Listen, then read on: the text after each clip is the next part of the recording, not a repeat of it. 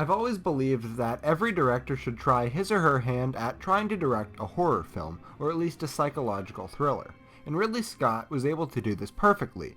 After directing his fair share of television episodes, Ridley Scott's second feature film was Alien, one of the best horror films of all time. Despite him never returning to the horror genre after Alien, he continued to use his techniques in his later films to build suspense and create tension.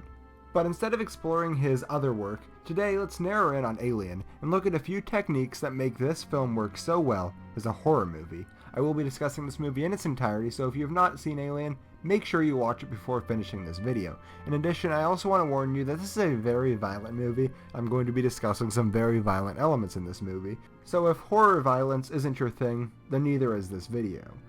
With very few exceptions, the best way to make a horror film is to balance the use of the known and the unknown. Let me explain. People's biggest fears in life are the unknown. Even things like the fear of heights roots from the unknown. People spend most of their lives with 2 feet on the ground, so when they go to a place that they've never been to, like the top of a mountain or a skyscraper, it plays on the fear of their unknown.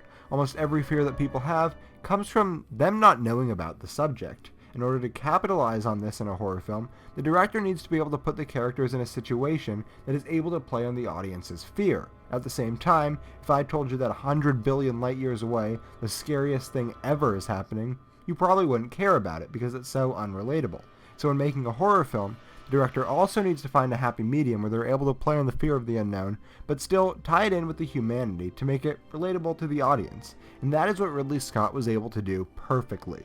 Let's start by looking at atmosphere and location. This is a film that takes place in the year 2122, about 150 years after the film was released. Yet, by the look of the characters, it looks like it took place at the same time as this film was released. In some science fiction movies, people look completely different than they did when the time the movie was originally released. And when this happens, it makes it harder for the audience to relate to the characters because it looks so strange. But in this, people dress the same way as people actually dressed. They don't even wear spacesuits when they're walking around the spaceship.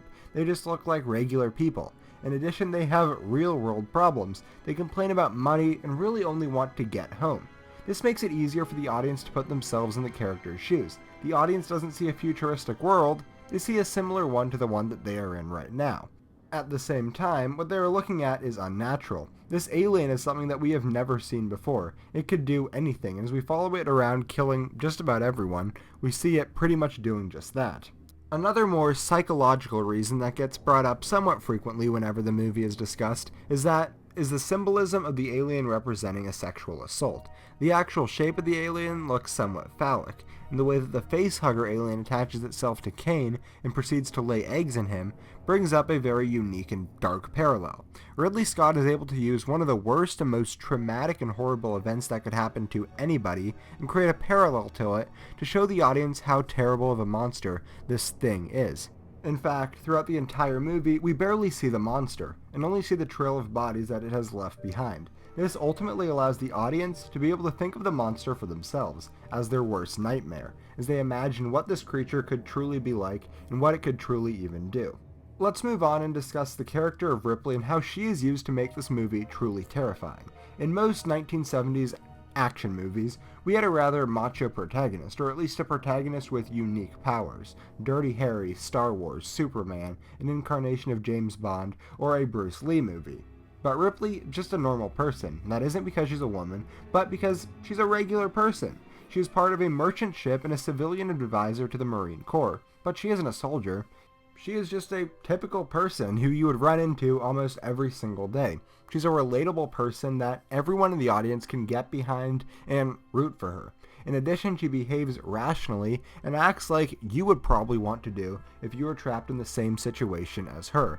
In some horror movies, the protagonist behaves irrationally, doing completely stupid things. But in this, she behaves pretty normally, doing the best things that she could in order to survive, and because of that, the audience is able to connect with her and feel terrified at the thought of her being in danger. But above all else, what Ridley Scott does is build tension. We as audience members know that there is an alien on the ship and that it will kill anyone who it comes in contact with. Every scene could be the last one for one of our characters, and there's no certainty who will survive. Anything could happen at this point, so when you're watching this movie, pay attention to the stakes of the scene. What are the risks associated with doing something? and ask yourself, is it worth it? So those are my quick thoughts on Alien. I know that this was a very short video, but been very busy lately, but in just one more week my videos are going to return to their regular, long 8 to 12 minute form. And I'm sorry that this was the one that had to be a little bit shorter than usual. Anyway, Alien is one of my favorite horror movies of all time, and quite frankly, one of my favorite movies out there. Drop a comment and tell me what you think about this video, and subscribe so you can join me next time when we discuss the best movies of 2015, or at least my favorites and what I consider to be the best.